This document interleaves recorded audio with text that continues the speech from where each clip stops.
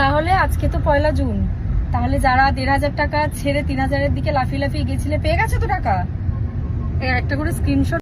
অন্নপূর্ণা ভান্ডারের জন্য আমাদের এখনো পোর্টাল রেডি হয়নি, বাজেট রেডি হয়নি। প্লিজ তোমরা ধৈর্য ধরে 3 মাস টাইম দাও। এদিকে হকারদেরকে ধৈর্য ধরতে দেব না, লাথি মেরেই কালকে দোকানটা তুলে দেবো। এবার অনেকে বিতর্ক করবে যে বছর বছর ধরে নোটিশ দেওয়া হয়েছিল, সেরকম ভোটের আগেও শুনেছিলাম 1 জুন থেকে নাকি 3,000 টাকা পেয়ে যাবে সবাই। পেলে 3 মাস যদি আমরা তাদের টাইম দিতে পারি, তাহলে তারা কেন 3 মাস ওদের টাইম দিতে পারলো না? ডাক্তারদের দোষ দিই না, তারা তো চাকরি করে। তারা যদি অথরিটির কথা না শুনে, অথরিটির যারা কাজ করে তারা তো ডাক্তার নয় কেউ, তারা তো মালিক। ডাক্তাররা কাটমানি না দিলে, মানে সরি নট কাটমানি, পেশেন্ট প্রতি তাদের একটা ব্যাপার আছে, তারা না দিলে তাদের রাখেন না আপনারা। অনেকে যার জন্য আপনাদেরও বিভিন্ন হসপিটালে ট্রিটমেন্টও করে না, কিন্তু অনেক বড় হসপিটাল আছে, অনেক টাকা নেন। এবং যারা এটা করেছে সেই হসপিটালগুলোকে সবচেয়ে বেশি আমি সাহায্য করেছি। এই তো কিছুদিন 6 মাস আগেও আমি 30 বছরের রিভিউ করে দিলাম অ্যাপেলো হসপিটালে। আর বেলভিউ হসপিটাল রোজ আমার পায়ে ধরতেন একটা অ্যাপয়েন্টমেন্টের জন্য। আপনাদের সাথে গন্ডগোল ছিল বিড়লাদের, বিড়লাল লোধাদের। রোজ আমার কাছে আসতেন, আমাদের সাহায্য করুন, সাহায্য করুন। আমাদের মেয়র আপনাদের বিল্ডিং করা থেকে শুরু করে সব ব্যাপারে করে দিয়েছে, হেল্প করেছে। আমাকে ডেরেক ওব্রায়েন বলছে, ওর বউ ডাক্তার নিজে, আমাকে ডেরেক ওব্রায়েন বলছে, দিদি আমরা ওপিডিতে বললাম 3টে স্ক্যান করব, ইন্টারনাল ইনজুরি আছে কিনা দেখার জন্য, কারণ ডাক্তারের অ্যাডভাইস ছিল।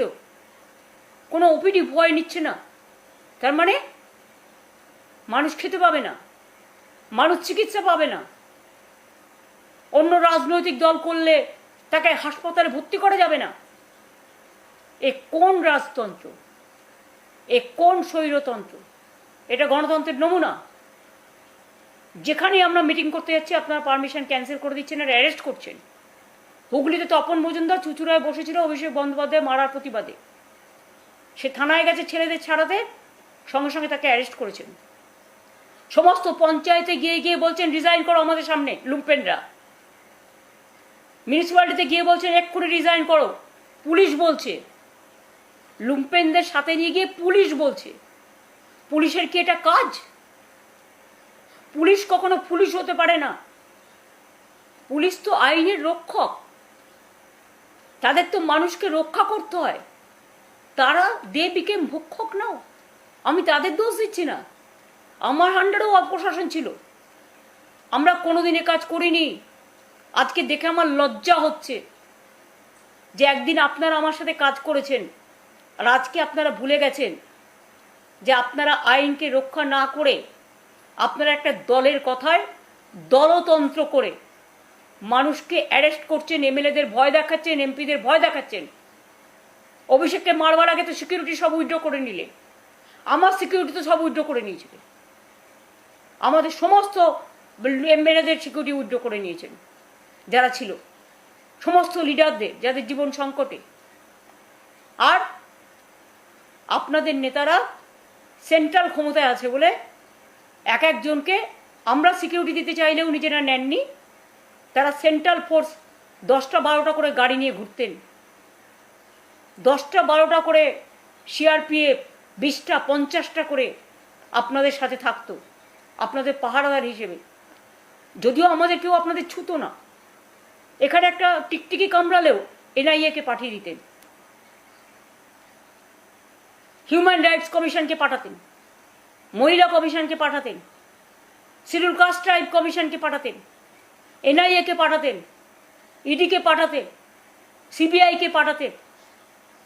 অনেককে জেলে রেখেছেন, তার কিছু না থাকা সত্ত্বেও এরকম অনেক কেস আছে। আর যারা হাত পেতে টাকা নিয়েছে, কই তারা তো আজকে জেলে নেই। যারা খুনের রাজনীতি করেছে, লুট করেছে, তারা তো আজকে জেলে নেই, তাদের কেস তো কম নেই।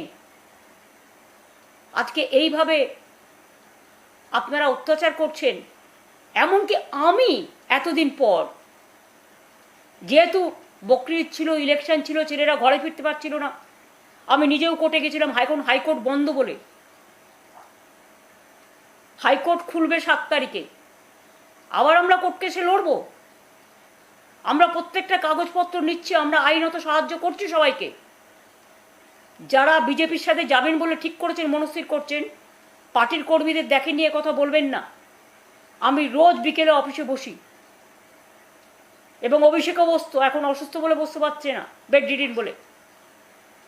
প্রতিদিন আমরা কাগজগুলো নিই, আমরা আইনত সাহায্য দিই,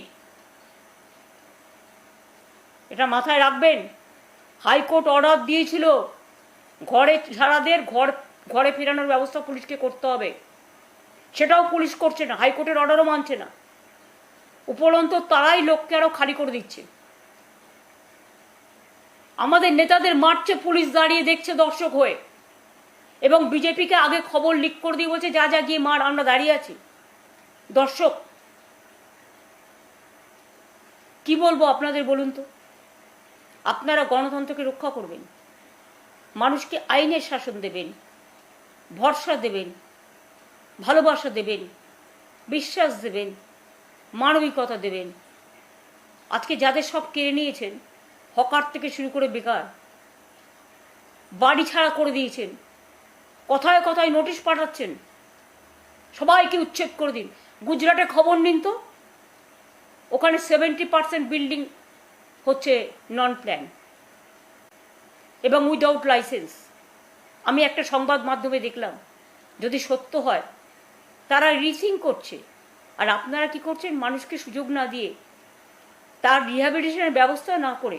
হ্যাঁ, যদি কেউ বেআইনি কাজ করে নিশ্চয়ই আপনি আইনত ব্যবস্থা নিন, তাকে চিঠি দিন, তাকে ডাকুন, তাকে হিয়ারিং করার সুযোগ দিন, পেনাল্টি আছে পেনাল্টি করার সুযোগ দিন, আর না করলেও তাকে পুনর্বাসনের ব্যবস্থা করে দিন। কোনটাই তো করেননি। আর যে নেতাদের এলাকায় এগুলো হয়েছে, তারা আজকে নিজেদের সম্পদ বাঁচানোর জন্য আজকে বিজেপির কথায় তৃণমূল কংগ্রেসকে ভাঙার চক্রান্ত করছেন। মনে রাখবেন, এরা আমাদের অ্যাসেট নয়। যাদের দলের প্রতি বিশ্বাস থাকে না, যে দল তাদের সিম্বল দিয়েছে, সিম্বলটা আমাদের কাছে মায়ের মতো, মানুষ জোড়া ফুল সিম্বল দেখে ভোট দিয়েছে। দল প্রচার থেকে শুরু করে সর্বরকম সাহায্য করেছে আপনার পাশে দাঁড়িয়ে। আর আপনারা আজকে ভয় পেয়ে, না টাকার মোহে, হঠাৎ করে পরিবারের কথায় কেউ পরিবারের সম্পত্তি অনেক বেড়েছে বলে সম্পদ রক্ষা করার জন্যে শুধুমাত্র